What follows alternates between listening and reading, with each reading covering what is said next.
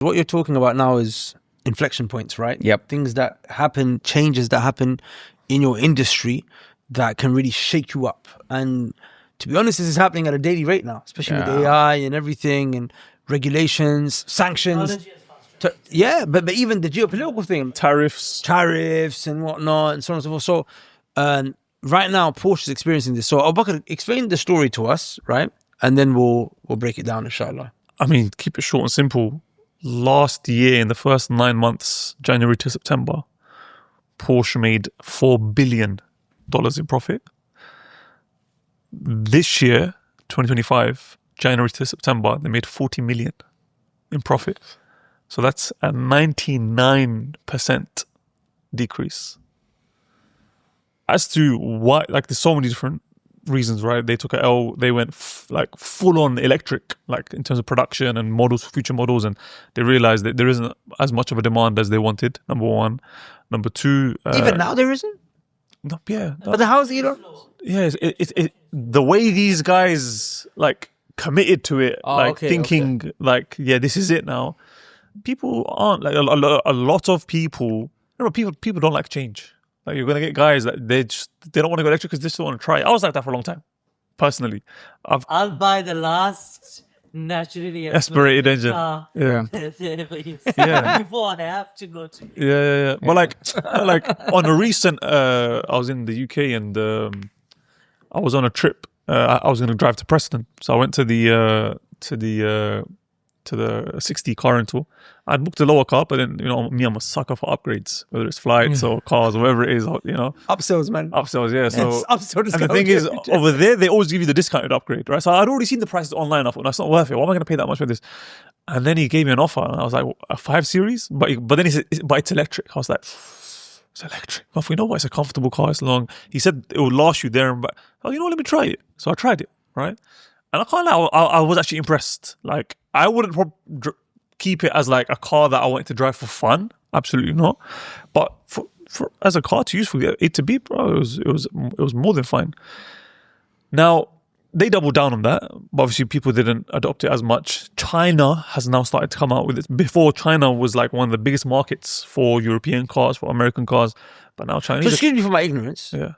That Porsche 911, you see them all over the place. Yeah. Everyone's talking about it. Porsche cans everywhere. Yeah. So is that just like in Dubai, it's adopted, but just not in other places? No, Porsche is adopted all around the world. But the point is, their profits dropped significantly. Like, because it just seems like everyone's dream car is a Porsche 911 Turbo right now. Not 911 Turbo. You're talking about the GT3 RS, which was there was a big hoo-ha. There was a big hoo-ha around that car, and the car is very expensive. But at the same time, that's not a mass adopted model. Like, you're not selling millions of those. So their bread and butter, I guess, is the Taycan? Is the Macan, the Cayenne, the SUVs. Those are like the But now even those, again, they went electric with a lot of the models, saying full electric now. They're reversing now. Huh? Now they're reversing. They're actually so now the electric cars. So now they have to change up a lot of the infrastructure, a lot of the factories and assemblies and materials that they purchased for their full electric. Now they have to go back on it because they realize, it's not that simple. And with China, now, because they're they're now manufacturing their own cars, which a lot of them, if you look at it, bro, it's a copy and paste. Yeah. It's a copy and paste of these same cars. Chinese Bentley, Chinese S-Class. Much cheaper. Much cheaper. So in China, for example, their deliveries just this year dropped by 42%. The demand for their cars, because people are now taking Chinese cars. In the GCC region as well, and the rest of Asia, where Chinese cars are allowed, they're taking over the market. Like, you can get cars like that Jack J7 that I was driving today. It's like a C-Class, bro. And you get it for £10,000 brand new. Why would you pay 30, 40, 50,000 pounds for a C-Class? You get, you get leather seats, you get alloys, you get a sunroof, you get all these things that software. Now, by the way, Mercedes is now charging you a subscription fee. They recently introduced a subscription fee. You've got a heated steering wheel in your car. The button is there. But in order to activate it, you have to pay a subscription to Mercedes. That's mad. Do you even own your car? Like, so now, all these various factors where these companies are really true, they got greedy. They're now suffering. Tariffs as well was another. But I heard that there's very, very high tariffs on importing Chinese cars into the West. Into the West there is, yeah. Not even tariffs. A lot of them, they don't even allow it. They don't allow it. So how's that affecting Porsche in Europe? No, so over there, I'm saying there's other factors in it. I'm saying the fact that no one's adopting electric cars and the majority of the cars they're producing are electric, people are naturally going China elsewhere. itself was a big market. But China itself was a huge market. Yeah. So 42% dropped in China. Makes sense. It was the biggest market, right? But in 2027, the EU is going to allow Chinese cars into the market. When that happens, It's going to be a bloodbath. BMW, man. Mercedes, all these other cars. America, they're not allowing it. They're saying, They know. we ain't letting no Chinese cars come near our Ford and Chevrolet and all of this and that one. Blah, blah. But in Europe, they're going to allow it in the coming years. And another thing, a lot of people feel like these companies, they've just been increasing the prices and targeting the people, the middle class, right? But there's no middle class left to target anymore. These cars that you're selling, the ultra rich, they'll buy the GT3, the RS, yeah, absolutely. But these Taycans and Cayennes and Macans, the middle classes, they can't afford these things anymore. So, what do we learn from Sam? So, I'm not a car guy, Sheikh, right? But what I love in cars is big, fat American muscle cars. Okay, that's all I have driven in the US. Dodge Charger, Dodge Challenger, Mustang, Camaro. Yes. So mine was a Ford Shelby truck. It's supercharged, 775 horsepower. Wow. It's like the loudest and the biggest and the fastest on the road. I'm just kidding. I love that truck. So I actually left it with Yusuf. He drives it now. I don't want to sell it. But when I came here, I was like, okay, so American cars, like, it's not a thing here, right? And you don't even feel like, okay, because in Michigan, that's the city, Motor City, you drive American cars, big cars and whatnot. And I was like, okay, what am I going to do? I'm not even interested in cars. So I bought myself a cute little Geely Coolray, the Chinese car. And I was shocked. Oh my God. I was like, what is this? It's like a miracle car. And it Only costs 25? 20,000 USD. 20,000. Only 20,000 USD, bro. Brand new. Brand new. And Has they give better you- software than my Cadillac Escalade. I should drive a brand new one there. Has better software than that. Luxury leather seats, like you said. 7-year warranty? Yes, 7-year warranty. So one time we went to the US for 3 months. We didn't cover the car. The battery died.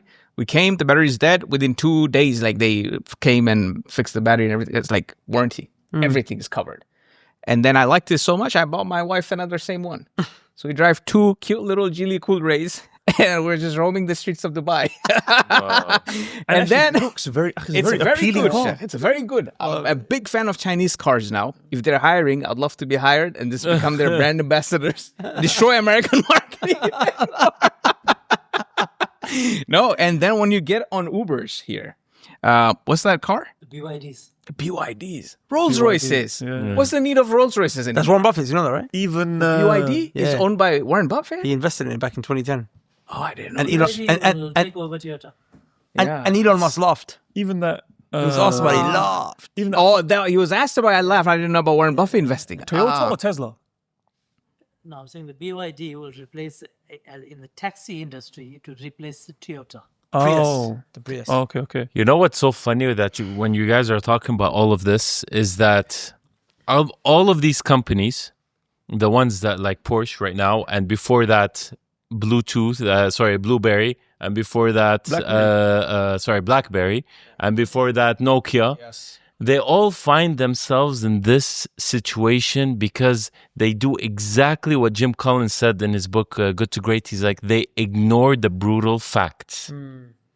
They get so comfortable in their premium place, you know, they control the... Bureaucrats, yes. they Them being control the Goliath, market. yeah. And he actually, I was trying to look it up because I remember he mentioned something. It's called the Stockdale Paradox. It's basically...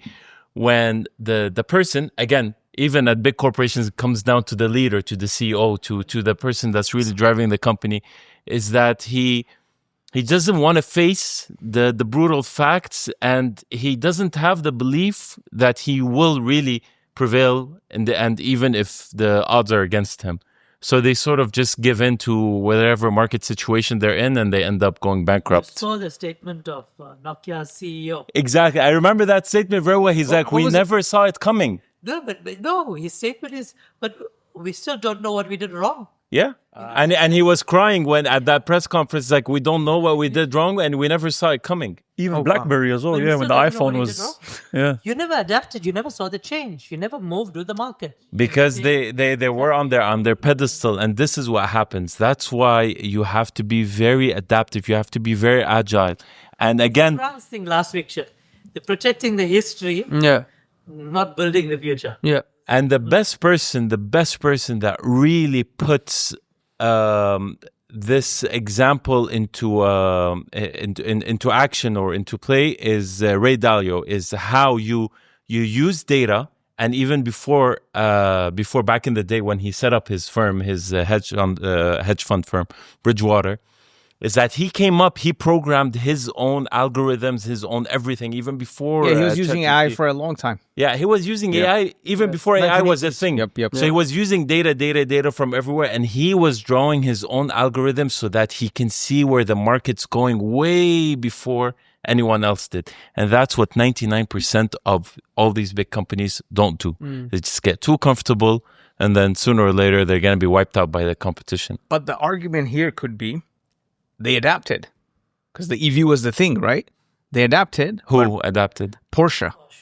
But they didn't I mean, we don't know yet. Now this is overreacted. That's what I'm saying. They adapted too early. They, you know, they they were too- overproduced. A lot of companies do this. They try to force demand. Correct. Yes. Force demand. You give the customer what you want. They got too comfortable. They thought, Yes. because people, like in the polls and That's the stuff, key. it was clear Right. That's people the are key. very anti-electric cars. Like, Talking from experience, I can tell. Yes. I can tell. That sounds like a situation you had with one of your team members. They tried to force, Or maybe a you on them. competitor. Yeah, he said it with a lot of passion. You can see, And you could see the some- smirk on his face. Yeah, like, you "Got can see some frustration coming from that statement. Someone was sacked over that. A lot of the times in business, you generally become very external on your competitors. And you start worrying too much about what Yes. your competitors. Yep. And we've made that mistake. And then we realize that, hey, understand what's happening in the market, but just focus on yourself. Worry about we have a business to run. Let's worry about our own business. Stop worrying what others are doing. And we need to know what they're doing. But the key thing is why, when you talk to our customers, why you're frustrated with the competitors, it's because they say, we want this, we ask for this, but we get that. And if you can just give us this, we'll be very happy. Yep. Yep. And we just give them that. Yeah. Beautiful, man. Let's move on to our last story. So the fast advertising is going to take a hit again, 2 weeks in a row. That's how we're going to bring scarcity for this. People are going to say, talk to us about the advertising. That word just makes me laugh, Sheikh. I don't know why. advertising. But we're going to talk about actually very important story. If the kind of stuff that we discuss in this podcast, I'm talking about the tax strategies, the deal structures, the real conversations about building wealth the right way. If this is the kind of stuff that you want to be a part of, then this is nothing. We have an entire private network for high net worth and ultra high net worth Muslims. It's called The Cave. I'm talking about founders who've exited for 8 figures, 9 figures. I'm talking about fund managers with unicorns inside of their portfolio, operators who've built billion-dollar companies without a single penny of riba. So what you hear on this podcast, that's just the surface. Inside The Cave, you get the conversations that don't get recorded, the introductions that don't happen anywhere else, a dedicated concierge who finds the exact advisor, tax advisor, lawyer, operator, or even sheikh scholar who specializes in Islamic finance that you need within 24 hours, inshallah ta'ala. So if this is of interest to you, you can apply, inshallah ta'ala. You can only get in through application or invitation. And most of the applications, they are declined. And the reason for that is because we realize that an effective network is not built based on who's in it, but actually who's not in it. So we really try to protect the integrity and the quality and the standard of those that are inside. So if you feel like you belong, you're a high net worth, ultra high net worth Muslim operator, inshallah ta'ala, and you want to be a part of something like this, then you can apply now at the link below in the description, inshallah ta'ala. And hopefully we see you on the other side. With that said, let's get back into the podcast.